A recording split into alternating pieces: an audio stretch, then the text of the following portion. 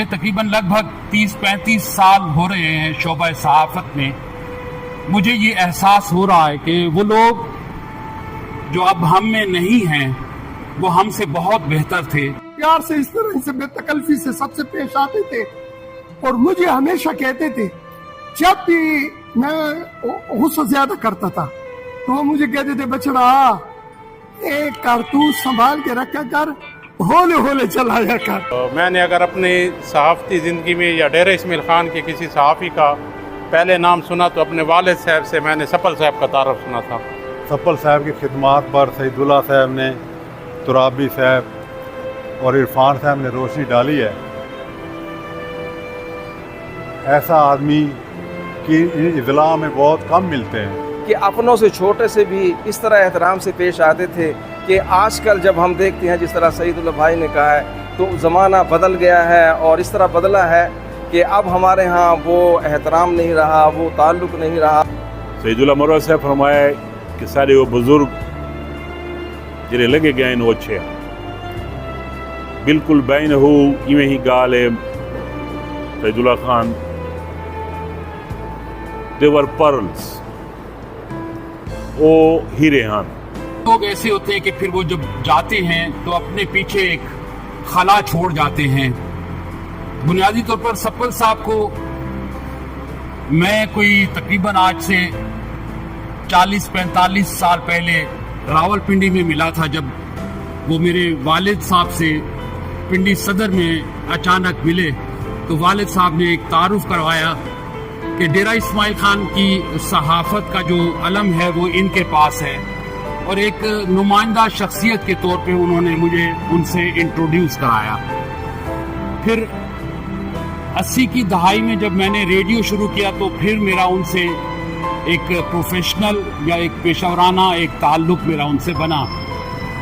میں بنیادی طور پہ روایت شکن اپنے آپ کو مانتا ہوں کہ جو روایتی صحافت ہے وہ میں یہ درست نہیں سمجھتا تھا. میں روایت شکنی کا قائل تھا. مگر آج مجھے تقریباً لگ بھگ 30-35 سال ہو رہے ہیں شعبہ صحافت میں. مجھے یہ احساس ہو رہا ہے کہ وہ لوگ جو اب ہم میں نہیں ہیں وہ ہم سے بہت بہتر تھے. اس شہر کے لیے، یہاں کے لوگوں کے لیے اور صحافت جو شعبہ ہے اس میں ان کا کردار مجھے زیادہ نمایاں اور زیادہ بہتر، زیادہ پازیٹیو لگتا ہے. بچپن سے سپل صاحب کا نام سنتے آ رہے ہیں اور ڈیرہ اسماعیل خان کی صحافت کی پہچان جو تھی وہ سپل صاحب تھے. تو ان کا ایک بہت ہی ہمارے صحافتی چہرے پہ ایک خوشنما چہرہ تھا کہ ہم جہاں بھی جاتے تھے ہمیں کم از کم اپنے صحافتی اقدار یا اپنے صحافتی ہونے کی جو پہچان نہیں کرانی پڑتی تھی. سپل صاحب وہاں اپنی ایک پہچان ہمیشہ رکھتے تھے. ہم جہاں بھی گئے، جس دفتر میں بھی گئے تو ہمیں یہ ایک خوشی ہوئی کہ ڈیرہ اسماعیل خان کی پہچان وہاں ہم سے پہلے پہنچ چکی ہوتی تھی. میں کہتا ہوں کہ صحافت کی بنیاد بھی ان لوگوں نے رکھی تھی. اس وقت ہفت روزوں کا دور تھا، 2-3 روزے روزنامے نکلتے تھے.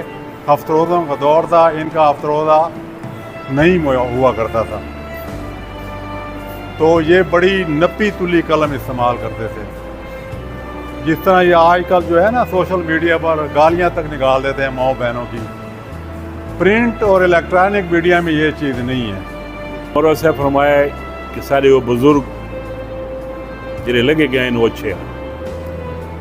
بالکل بین ہو ایویں ہی گال ہے سعید اللہ خان. دیور پرلز وہ ہیرے ہیں. انہوں نے وہ نامساعد حالات دے وچ ڈیرہ پریس کلب دی بنیاد رکھی.